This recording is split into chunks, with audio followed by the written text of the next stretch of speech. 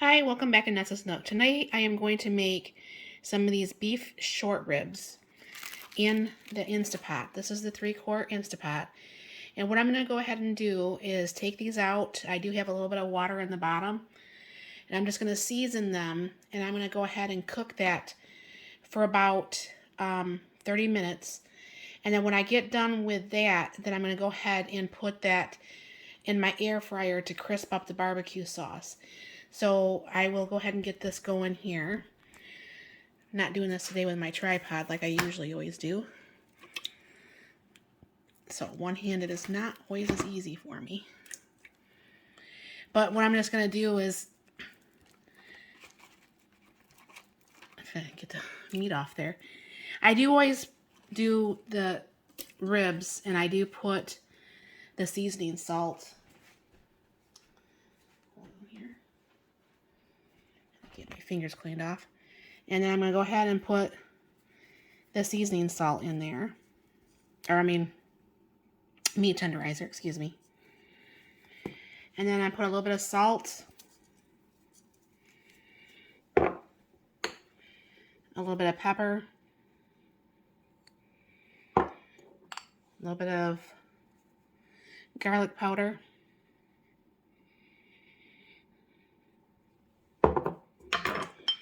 And a little bit of onion powder.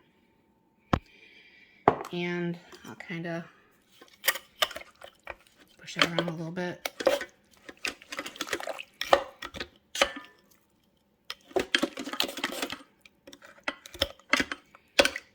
Alright. And then I'll go ahead and put on the Instapot lid. And go ahead and hit the pressure and then bring this up to the 40 minutes. This one I do not need to hit start, and this will automatically go ahead and start and get going here. And I'll be back.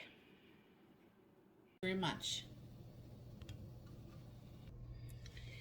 So I took the bones out of this, and in a different video I'm going to go ahead and make some bone broth from the extra broth that was being cooked with this, and I added more water. And then what I'm just going to do is just put some barbecue sauce. And yes, that's why I say that one thing about the beef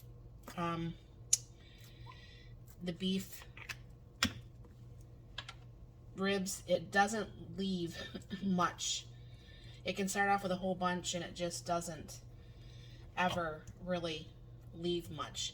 But we don't eat pork, so I can't make the pork ribs that we used to eat when we did eat pork. So what I'm going to do is just go ahead and I'm going to barbecue both sides. And what I did, and I'll show you the video, I'll flip it over there too, is, like I said, I'm one of the laziest cooks I know. But I do actually bake my potatoes in the Instapot. I know that sounds kind of crazy. But you wash them like normal, and then what you just do is you just, it depends on how big the potato is. These were really big, and I really did make too much, so what I thought I would do, instead of having my salad tomorrow, I would have a baked potatoes for lunch. So that sounds really good to me. So what's going to happen with this is I'll go ahead and I'll turn this on when my husband's just about to get home, just enough to brown this. And then if you look right there, I did pull it out of the Instapot liner, but that's my baked potatoes, and that's really too many for 2 people. What I wanted to do was, like I said, make extra for my lunch so I could actually have baked potato for lunch. And that's really super simple. And then we're just gonna probably, I'll open up a can of corn, and we'll have the can of corn, the barbecued beef ribs, and the baked potatoes for dinner. So it'll be a pretty good dinner. So I'll bring you back when we plate that up. This is the end results of the barbecued beef ribs, the baked potatoes that were done in the Instapot, and the corn that I canned that was frozen corn to begin with. So that makes for a very, very nice dinner. I hope you guys enjoy. You have a very blessed and wonderful day.